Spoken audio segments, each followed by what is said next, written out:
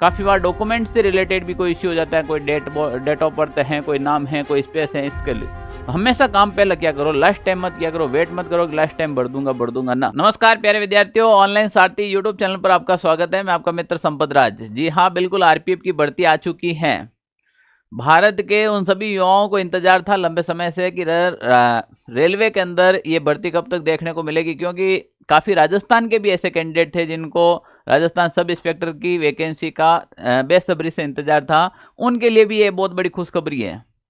Star भाई में भी लगेला, ठीक है ना। तो इसमें सब इंस्पेक्टर और कांस्टेबल की 2 वैकेंसी आपको देखने को मिलेगी। तो आज संपूर्ण जानकारी अपन चर्चा करेंगे कि आरपीएफ होती क्या है, आरपीएफ की तैयारी कैसे करें, इसका सिलेक्शन का प्रोसेस क्या होगा और किस प्रकार से रणनीति से तैयारी करनी चाहिए आपको। योग्यता क्या रहेगी, आयु में छूट है या नहीं है, कितनी है योग्यता, तो बिल्कुल 10th पास की योग्यता रहती है आरपीएफ जैसी वैकेंसी के अंदर। इस वैकेंसी के अंदर आपको छूट मिलेगी क्या, किस तक आप फॉर्म भर सकते हो, एज लिमिट क्या रहने वाली है, इसकी सैलरी क्या रहने वाली है, सिलेक्शन का प्रोसेस क्या रहेगा। मात्र 5-7-10 मिनट की इंफॉर्मेशन है। पूरी इंफॉर्मेशन आपको इस वीडियो के अंदर मिल जाएगी, तो बने रहे हमारे साथ, ठीक है ना। तो देखो भाई, राजस्थान हो या फिर कोई भी ऐसी वैकेंसी की न्यूज के लिए आप सबसे पहले हमारे टेलीग्राम ग्रुप को ज्वाइन कर लीजिएगा, ऑनलाइन सारथी नाम से है। इसका जो लिंक है वो डिस्क्रिप्शन बॉक्स में डाल रखा है। सबसे प्यारी व्यवस्था आपके लिए ये कर रखी है कि आप कोई भी वैकेंसी की तैयारी कर रहे हो, आप कोई भी वैकेंसी की तैयारी करो, केवल इसके व्हाट्सएप के ऊपर ये लिखकर भेजना है कि मैं इस भर्ती की तैयारी कर रहा हूँ। उस भर्ती से रिलेटेड कोई भी वीडियो, कोई भी इंफॉर्मेशन, कोई पीडीएफ या फिर कोई नोट्स या मॉडल पेपर, जो भी हर संभव हमसे हो वो आप तक पहुंचाने की जिम्मेदारी हम लेते हैं। तो आपको करना क्या है, व्हाट्सएप पर जाना है, नंबर सेव करके हाय लिखकर आप इतना लिख दीजिए, मेरा नाम ये है और मैं इसकी तैयारी कर रहा हूं। बाकी का आप हमारे ऊपर छोड़िए, हम इस पे फिर क्या करने वाले हैं वो देखें। Requirement of India ministry of railway के अंदर जो आपको नोटिफिकेशन देखने को मिला था, वो नोटिफिकेशन था आपके एक तो पुलिस और एक सब इंस्पेक्टर यानी कि कांस्टेबल के अंदर भी मिला था, इसके अंदर भी मिला था। आरपीएफ सब इंस्पेक्टर की वैकेंसी आएगी, आरपीएफ कांस्टेबल की वैकेंसी है। 15 तारीख के आपसे फॉर्म शुरू हो चुके हैं, 1 महीना का टाइम मिलेगा आपके, क्योंकि ये ओपनिंग डेट ऑफ एप्लीकेशन की दे रखी है 15/4/2024 की, और क्लोजिंग डेट ऑफ जो इसकी एप्लीकेशन की है वो 14/5/2024, यानी कि अप्रैल में शुरू होंगे और मई तक चलेंगे। मैं अभी भी आपको सलाह देता हूं, अभी भी आपसे रिक्वेस्ट करता हूं, राय देता हूं या फिर निवेदन करता हूं कि आप लास्ट डेट का वेट नहीं करें, फॉर्म पहले ही लगा दे, क्योंकि साइड बिजी हो जाती है। काफ़ी बार कोई भी टेक्निकल इश्यू हो जाता है, काफ़ी बार अपने डॉक्यूमेंट में इश्यू हो जाता है। तो जब कोई भी काम पहले करते हैं, कोई भी चीज़ का अगर इश्यू हो तो अपन उसको क्लियर भी कर सकते हैं। काफ़ी बार डॉक्यूमेंट से रिलेटेड भी कोई इश्यू हो जाता है, कोई डेट ऑफ बर्थ है, कोई नाम है, कोई स्पेस है, इसके लिए तो हमेशा काम पहले क्या करो, लास्ट टाइम मत किया करो, वेट मत करो कि लास्ट टाइम बढ़ दूंगा ना। सब काम छोड़ के सबसे पहले फॉर्म भरना चाहिए आपको। अगर आप 1 साल तैयारी करते हो और आपके फॉर्म नहीं लगा है तो फिर वो तैयारी किस काम की, मैं ये कहता हूँ। जब रणभूमि के अंदर आपको प्रदर्शन करने का समय आएगा और उस समय आप वहाँ पर उपलब्ध नहीं रहेंगे तो वो तैयारी किस काम की रहेगी। तो प्यारे विद्यार्थियों, सभी काम छोड़ के सबसे पहले आपको काम करना है कि आपको क्या करना है, फॉर्म अप्लाई करना है। आरपीएफ सब इंस्पेक्टर की बात करें, लेवल 6 की बात है और ये लेवल 3 की है। तो देखो इसके अंदर आपको 452 यानी कि 442 पद देखने को मिलेंगे, 442 पद देखने को मिलेंगे। और कांस्टेबल वैकेंसी के अंदर लगभग आपको 4208 पद। काफ़ी विद्यार्थी बोल रहे थे सर कि आरपीएफ के अंदर इस बार वैकेंसी बहुत कम देखने को मिली। अरे भाई, ये कम थोड़ी है, इतनी तो सारी वैकेंसी दे रखी है। अब मैं ये नहीं कहूँगा कि तुम्हें 1 सीट चाहिए, कंपटीशन तो है मेरे भाई, पर अब इस कंपटीशन के अंदर आपको अभिमन्यु बनकर लड़ना पड़ेगा, तभी जाकर सफलता मिलेगी। आप वो वाला युद्ध भूल जाए। युद्ध देखो, एग्जाम की तैयारी 2 तरीके से होती है, एक शांति काल में होती है और एक युद्ध काल में होती है। युद्ध काल में तो सभी कर रहे हैं, जैसे कि अब आप शुरू हुए कोई कि मैं आरपीएफ की तैयारी कर रहा हूँ। सोचो आज से 7 महीने पहले, 8 महीने पहले या 1 साल पहले कोई विद्यार्थी अगर इसकी तैयारी करना शुरू कर दी कि नहीं मुझे बढ़ना है, आरपीएफ कांस्टेबल ही बढ़ना है, मुझे बढ़ना है रेलवे सब इंस्पेक्टर ही बढ़ना है, तो बताओ वो आपसे कितना आगे है। तो हमेशा शांति काल में पढ़ना शुरू कर दो। अगर ज़िंदगी में नौकरी चाहिए तो मैं अभी बता देता हूँ, शांति काल में जो पढ़ेगा वो सबसे आगे रहेगा। युद्ध काल में तो सभी पढ़ते हैं, युद्ध काल में रणनीतियाँ नहीं बनी जाती हैं, केवल पढ़ा जाता है। शांति काल में रणनीति बना कर पढ़ाया जाता है, ठीक है ना। तो अभी भी कोई बात नहीं है, तैयारी करनी है अच्छे से। टोटल आपके 46 हो गए। अब भाई इसमें क्या होता है कि जैसे OBC SC ST category wise भी अलग अलग पद दे रखे हैं। ये आपके एग्जामिनेशन का कैलेंडर भी साथ में आ जाएगा। इंफॉर्मेशन है रेलवे मंत्रालय से रिलेटेड जो आई थी। और इसके बाद आपको क्या करना है, देखो आरपीएफ कांस्टेबल की जो एज रहेगी वो 18 से 28 साल तक। इसकी जो एज रहेगी वो कितनी रहेगी, 18 से 28 साल तक। उसके बाद अगर आप कोई भी कैटेगरी है, जैसे ओबीसी कैटेगरी है, भूतपूर्व सैनिक हैं, तो उनको आपको 3 साल की और छूट मिलेगी। तो 28 के बाद 29, 30 और 31, यानी कि आप 31 साल तक फॉर्म अप्लाई कर सकते हो। ये जो छूट दी गई है आपको कोरोना के हिसाब से दी गई है। किसके हिसाब से, कोरोना के हिसाब से ये छूट दी गई है 3 साल की। तो देखो भाई प्यारे विद्यार्थियों, आप लोगों को बहुत ज़्यादा यहाँ फायदा हो रहा है। या जो विद्यार्थी यहाँ पर इसमें जो फॉर्म लगाएगा 3 साल छूट के अंदर, वो सिलेक्शन जल्दी लेता है, क्योंकि वो तैयारी करते हुए काफ़ी टाइम हो गया। तो ये देख लो भाई, हो सके तुम्हारे लास्ट एज में भी तुम्हें सरकार ने मौका दिया है, तो 31 साल तक आप फॉर्म लगा सकते हो। आरपीएफ ऐसे की बात करें तो यहाँ 18 है और यहाँ 20 से होगी, 20 से 28 और प्लस 3 साल और ऐड कर लो, तो 31, 32, यानी कि 31 साल तक आप भी फॉर्म फिल कर सकते हो। कितने साल तक, 31 साल तक आप भी क्या कर सकते हो, फॉर्म फिल कर सकते हो, ठीक है ना। तो देखिए ये यहाँ पर आपकी छूट हो गई। ओबीसी के अंदर 3 ईयर छूट होगी और SC और ST के अंदर 5 साल की छूट हो जाएगी।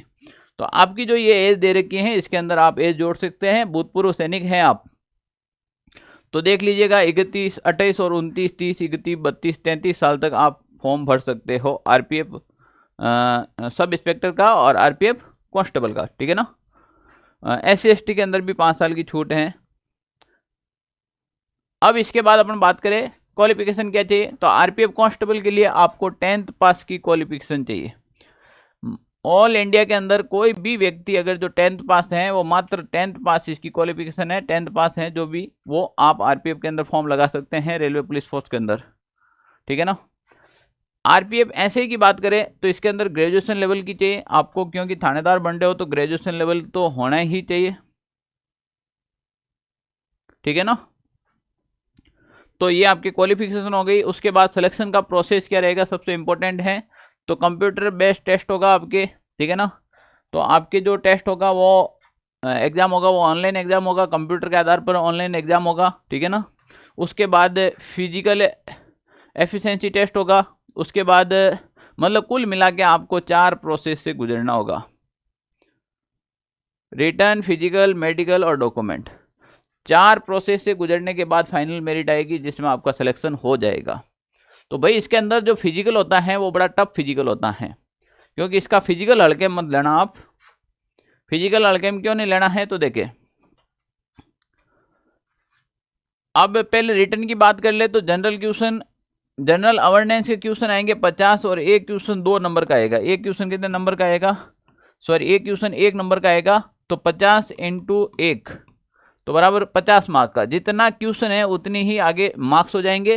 तो जनरल अवेयरनेस के 50 क्वेश्चन और एक क्वेश्चन 1 नंबर का 50 नंबर ये हो गए। रीजनिंग के भी एक क्वेश्चन 1 नंबर का आएगा तो आपके 35 मार्क्स ये हो गए। अर्थमेटिक यहाँ पे देख लीजिएगा, यहाँ अर्थमेटिक ही दे रखा है, एडवांस नहीं दे रखा है। केवल और केवल मैथ के अंदर आपको अर्थमेटिक सब्जेक्ट पढ़ना है। कौन सा सब्जेक्ट, अर्थमेटिक।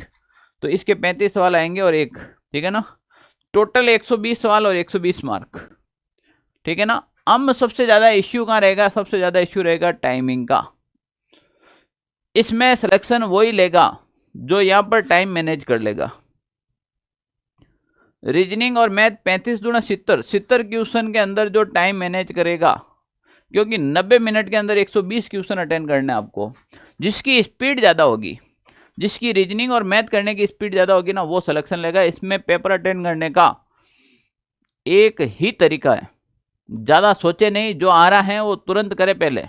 जैसे आपने जनरल अवेयरनेस उठाया, जीके उठाया, 1 से 50 तक जो आया पहले वो सीधा कर लिया, और सीधा करने के बाद आप सीधा रीजनिंग मैथ पे लग जाए। दिमाग पे वो ज़्यादा प्रेशर मत डाले कि इसमें क्या होगा क्या होगा, आ रहा है तो करे। इसमें तैयारी ऐसी चाहिए। फिर रीजनिंग मैथ के अंदर जितना समय वो निकाले और जल्दी से जल्दी आप आंसर देने की कोशिश करेंगे।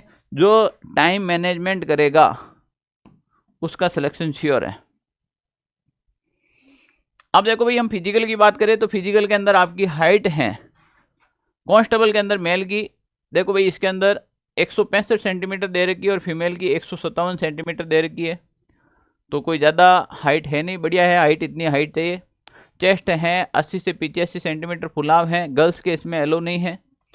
रनिंग है वो देखो आपके आर्मी वाली रनिंग आगे भी इसमें 1600 मीटर की रनिंग है, वो 45 मिनट और 5 मिनट और 45 सेकंड के अंदर। तो गुरुजी मैं आर्मी की तैयारी करूँ, मैं तो सेट हो जाऊँ ही मैं।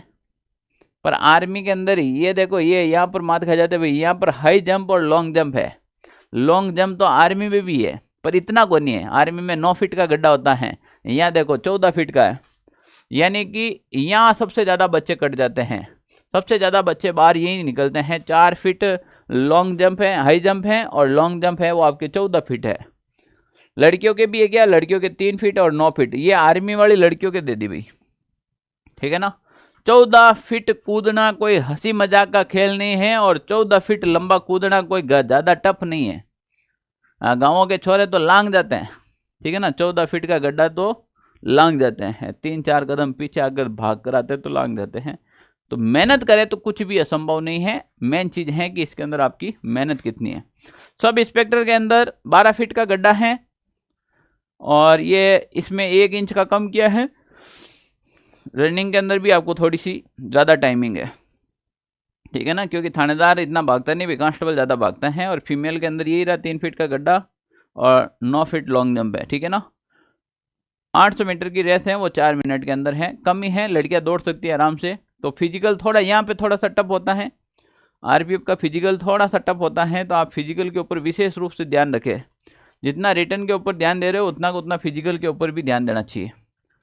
पोस्टें अलग अलग पोस्टें भी दे रखी हैं, कोई इश्यू है नहीं आपके, ठीक है ना।